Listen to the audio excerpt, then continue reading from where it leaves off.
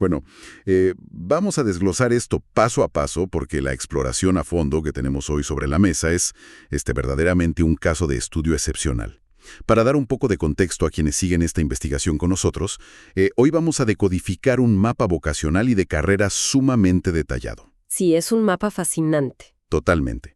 Este análisis pertenece a un perfil que llamaremos Richard, y tenemos una cantidad masiva de material para revisar. Hay documentos analíticos sobre arquetipos vocacionales, reportes de magnetismo celestial fechados alrededor de febrero de 2026 y unas notas de investigación técnica que profundizan en la precisión matemática entre los planetas. Que de hecho esa matemática es crucial aquí. Exacto. El objetivo principal hoy es extraer la sabiduría central de todos estos textos para comprender cómo las configuraciones únicas y complejas de una persona se traducen en una carrera real, moderna y, sostenible. Básicamente estamos intentando construir un puente sólido entre el lenguaje esotérico de la astrología y el mundo altamente práctico de los calendarios, las facturas y las rutinas diarias. Aterrizarlo a la realidad, digamos. Tal cual. Y quiero adelantar algo que me pareció fascinante en la lectura. Resulta muy interesante reflexionar sobre qué pasaría si la creatividad no fuera simplemente un pasatiempo de fin de semana, sino una necesidad biológica absoluta para que el sistema nervioso funcione correctamente. O sea, ese es el punto de partida perfecto. Lo que hace que este compendio de documentos sea tan valioso es que no se queda en la teoría abstracta o en un misticismo así vago. El material cruza constantemente la información técnica, como la medición exacta de la distancia entre los planetas, con marcos psicológicos muy concretos. Nos permite ver no solo el simbolismo, sino la mecánica de cómo opera el sistema nervioso de esta persona cuando se expone a diferentes entornos laborales. Cuando analizamos la carta de Richard, vemos que la creatividad no es un lujo. Como bien mencionas, es un requerimiento literal para su salud. Entiendo la idea general, pero bajémoslo a la práctica. En los documentos se menciona una configuración muy específica que es la luna en la quinta casa. Para quienes conocen lo básico del tema, sabemos que la quinta casa tiene que ver con la expresión, pero ¿cómo se traduce eso en esta idea de la necesidad biológica?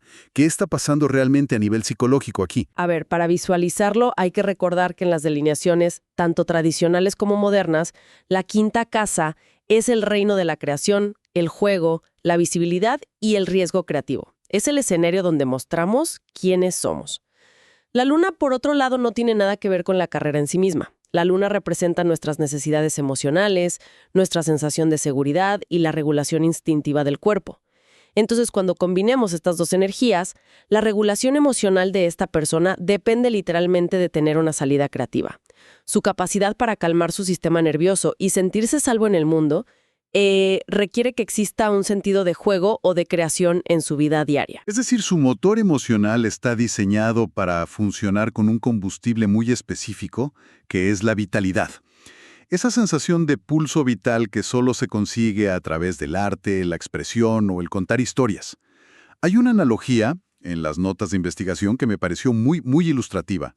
Explican que si este impulso creativo se ignora, el cuerpo reacciona como si se encendiera la luz de advertencia en el tablero de un automóvil. Claro, el famoso check engine light. Exactamente, el check engine. Pero en la práctica, ¿qué forma toma esa desregulación?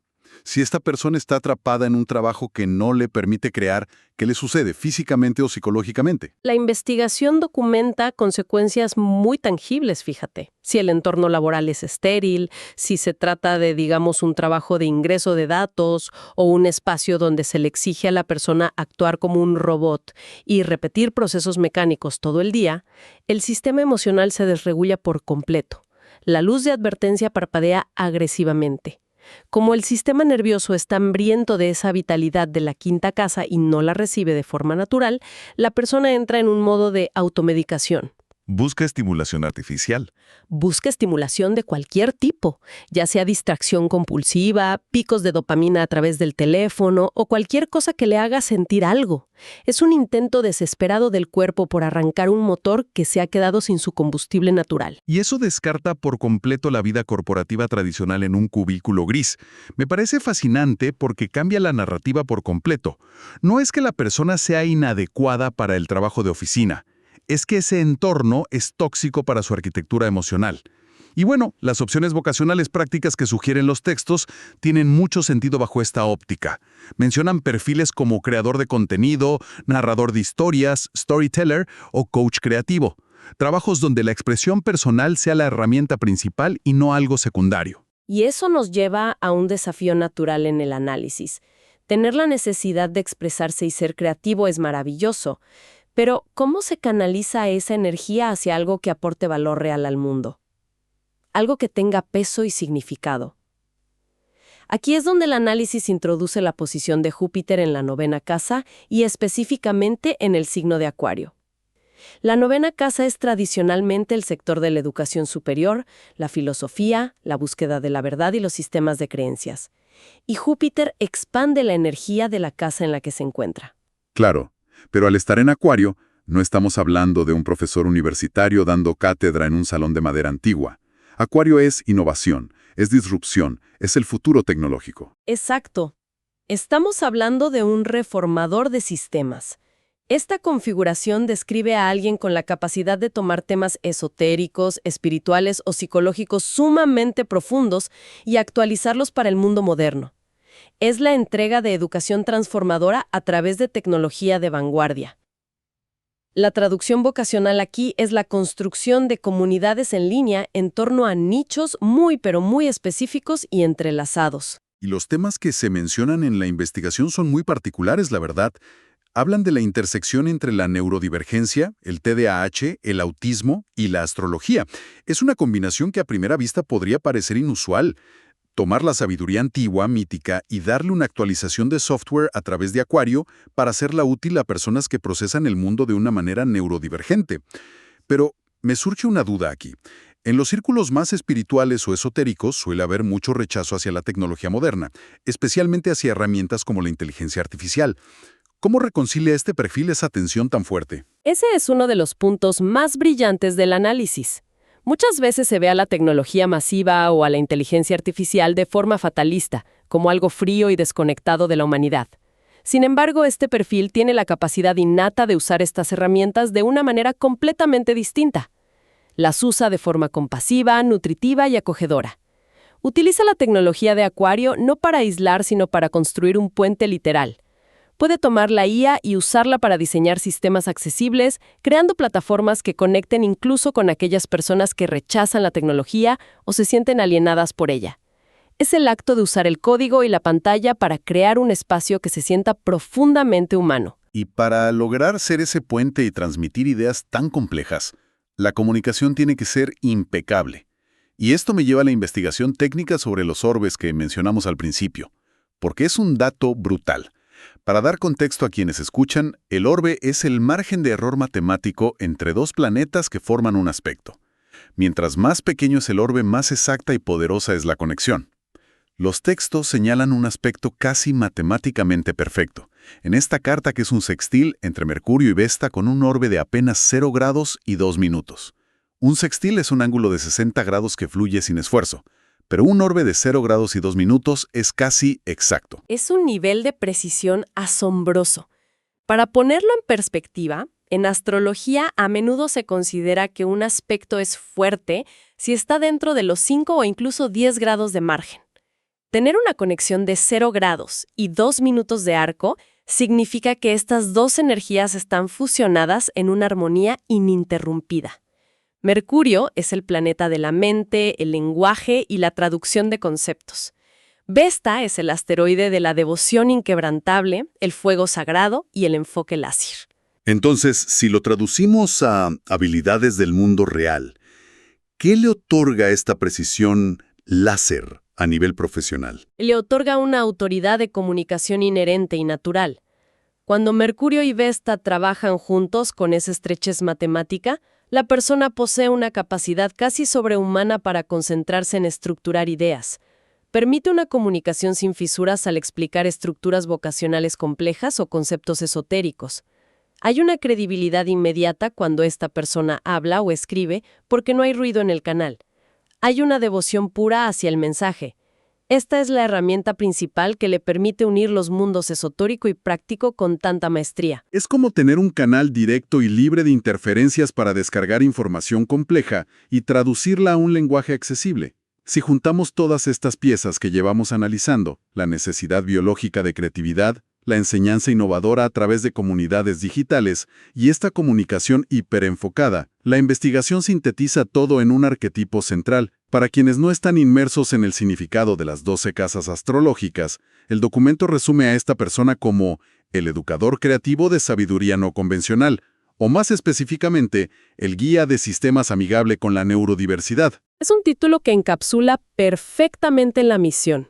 Este arquetipo central describe a alguien que entrelaza la psicología, la espiritualidad y, muy importante, su propia experiencia vivida. Su propósito es ayudar a las personas a entenderse a sí mismas, enfocándose especialmente en aquellas que se han sentido diferentes, incomprendidas o marginadas por los sistemas tradicionales. Su trabajo diario consiste en traducir mundos internos caóticos y complejos a un lenguaje claro y compasivo. Pero hay que reconocer que sumergirse todos los días en temas como el trauma, el TDAH o las crisis existenciales no es algo ligero. Me pregunto cómo se sostiene ese nivel de intensidad sin absorber el dolor ajeno o cruzar límites. Los textos abordan esto a través de la posición de Plutón en el signo de Escorpio. Describen esta energía como la capacidad de tener visión de rayos X psicológica, la habilidad de ir directo a la raíz de la herida sin pestañear. Pero en la práctica, ¿cómo evita un educador quemarse si está operando en esos espacios oscuros constantemente? Esa es la pregunta crítica cuando se maneja energía plutoniana. Y la respuesta reside en la implementación de límites éticos profundos y muy concretos. Las fuentes hacen un hincapié vital en los códigos de ética para el trabajo profundo con clientes. Cuando se tiene la capacidad de ver el trauma o la sombra de otra persona con tanta claridad, existe el riesgo de caer en dinámicas de poder. Por lo tanto, el mandato ético es estricto. El trabajo siempre debe facilitar y respetar la autonomía del cliente. Se prohíbe explícitamente el uso del lenguaje fatalista. No se pueden dar sentencias inamovibles que causen daño o infundan miedo. La profundidad de Escorpio no está ahí para asustar al cliente con predicciones catastróficas, sino para crear un contenedor seguro donde el trabajo de sombra se facilite con absoluto respeto y cuidado. Es una distinción enorme. El poder no reside en decirle al cliente qué hacer, sino en darle las herramientas para que él mismo entienda su propio mecanismo. Y es fascinante ver cómo todo este andamiaje teórico está a punto de tomar forma material. Las notas incluyen retroalimentación sobre el negocio real que Richard está por lanzar, basándose en este diseño exacto. Mencionan específicamente los dominios web que adquirió, la versión en inglés, www.theadhdastrologer.com. y su equivalente para el mercado hispanohablante, el astrólogo tdah.com. Y fíjate que este proyecto es la encarnación perfecta de todo lo que hemos discutido. Al observar el lanzamiento de The ADHD Astrologer, vemos la manifestación ideal de su configuración. En primer lugar, cumple con el mandato de Júpiter en Acuario al utilizar plataformas digitales modernas para alcanzar una audiencia transnacional y bilingüe. Está expandiendo la red. En segundo lugar, fusiona directamente la neurodiversidad, específicamente el TDAH, con marcos de significado espirituales y de autoconocimiento, operando exactamente como ese puente compasivo que traduce conceptos para quienes se sienten incomprendidos. El arquetipo hecho realidad. Ahora bien, tener una visión brillante y dominios web listos es una cosa, pero operar un negocio bilingüe en el día a día requiere estructura. Y aquí es donde la investigación da un giro muy pragmático hacia la sexta casa. Para dar contexto, la sexta casa rige las rutinas diarias, la gestión de proyectos, el trabajo administrativo y el mantenimiento de la salud física. En la carta de Richard, Urano, que es el planeta de la disrupción, la revolución y la irregularidad, se encuentra en esta casa. Sabiendo esto, ¿cómo diablos se estructura la semana laboral de un astrólogo especializado en TDAH con esta configuración? La respuesta corta es olvidando todo lo que nos han enseñado sobre la productividad corporativa. Urano en la sexta casa es una declaración de independencia radical en el trabajo diario. Si conectamos esto con la necesidad del sistema nervioso que analizamos al inicio, las fuentes revelan que las rutinas rígidas simplemente colapsan. Intentar forzar un horario tradicional de 9 a 5 o seguir la técnica de productividad de moda paso a paso genera una fricción inmediata y paralizante. Urano exige enfoques completamente no convencionales para la estructura del trabajo y el mantenimiento de la salud. Sí, las anécdotas en la documentación son clarísimas. Hablan del ciclo clásico de intentar adoptar una rutina estricta, lograr mantenerla por un breve periodo a base de pura fuerza de voluntad, y luego presenciar cómo el sistema entero se desmorona llevando al agotamiento total. Por lo tanto, el consejo práctico que estructuran las fuentes es tajante. Para mantener la salud física y mental, la rutina diaria debe integrar la flexibilidad uraniana de manera obligatoria. No es un lujo, es una prescripción de salud. Recomiendan trabajar por bloques de tiempo amplios o adaptar las tareas a los niveles de energía fluctuantes de cada día, en lugar de forzar tareas específicas en horas fijas. Y esto tiene una cascada de efectos fascinante en el mundo exterior. Podríamos asumir lógicamente que alguien con rutinas diarias tan irregulares o disruptivas proyectaría una imagen de caos profesional. Sin embargo, el análisis cruza la energía de la sexta casa con la de la 10ª casa, que es el sector del medio cielo. El medio cielo es el punto más alto del mapa, el que dicta nuestra reputación pública y cómo nos percibe el mundo profesional. Con el Sol en conjunción al medio cielo en el signo de Piscis, el resultado es completamente contraintuitivo. Exacto. Se traduce en lo que el texto denomina una autoridad pública suave. El público no observa a un ejecutivo caótico, ni a un jefe corporativo autoritario que ladra órdenes. Lo que ven es un líder empático, intuitivo y profundamente compasivo. La irregularidad de su rutina diaria se percibe públicamente como autenticidad. La audiencia valora la honestidad de un guía que dice: mi cerebro funciona de manera diferente, hoy mi energía es baja y así es como me adapto. Modela cómo trabajar en sintonía con las propias necesidades en lugar de luchar contra ellas. Y eso genera un nivel de confianza masivo. Pero, y esto es crucial, gestionar un proyecto público y mantener esta autoridad no está exento de obstáculos monumentales. Al cruzar los datos de los tránsitos diarios cercanos al 20 de febrero de 2026, el análisis revela un contraste fascinante. Por un lado, sabemos que tiene esa capacidad de canalización ultra enfocada del sextil entre Mercurio y Vesta con su orbe de 2 minutos. Pero por otro lado, el mapa contiene un aspecto de Mercurio en cuadratura a Urano. Una cuadratura es un ángulo de 90 grados. Es pura fricción, como dos fuerzas tirando en direcciones opuestas. Y este aspecto también tiene un orbe extremadamente ajustado de solo 15 minutos de arco. ¡Wow! Eso es una cantidad de tensión mental enorme. Es la receta clásica para la estática. En el contexto de gestionar proyectos públicos como el lanzamiento de sus sitios web, ¿cómo se experimenta esta cuadratura en el día a día? Se experimenta como una aceleración incontrolable. Esta tensión geométrica entre Mercurio y Urano puede activar ráfagas repentinas de genialidad absoluta. Ideas innovadoras que pueden cambiar el rumbo del negocio en un segundo. Pero simultáneamente genera una profunda inquietud, interrupciones constantes, estática mental y picos intensos de TDAH, donde la mente quiere procesar 10 ideas a la velocidad de la luz, impidiendo concretar siquiera una. Es como tener un reactor nuclear de ideas en el cerebro a punto de causar una fusión del sistema por sobrecarga de energía. Esa es la metáfora precisa. Por eso la estrategia operativa que prescriben las fuentes es usar deliberadamente la armonía de Vesta para anclar el caos de Urano. Cuando aparecen esas chispas erráticas y la estática mental amenaza con paralizar los proyectos, la clave del éxito radica en recurrir a la devoción de Vesta. Elegir una sola prioridad, usar ese rayo láser para enfocar la mente, aplicar técnicas de regulación del sistema nervioso y canalizar toda esa genialidad uraniana en una estructura concreta antes de saltar a la siguiente gran idea. Todo este análisis nos lleva a una conclusión profundamente liberadora. Repasar cada uno de estos documentos demuestra que lo que la sociedad tradicional o el sistema educativo estándar a menudo etiqueta como distracciones intolerables, peculiaridades molestas o simplemente la incapacidad de encajar en el molde corporativo es en realidad un diseño perfecto. Es una arquitectura precisa creada para un propósito de vida extremadamente específico. Comprender nuestras propias luces de advertencia, saber exactamente qué entornos desregulan nuestro sistema y qué tipo de flexibilidad lo nutre, resulta ser la herramienta de desarrollo profesional más poderosa que podemos adquirir. Para cerrar nuestra exploración, resulta interesante reflexionar sobre lo siguiente, basándonos en esta misma revelación.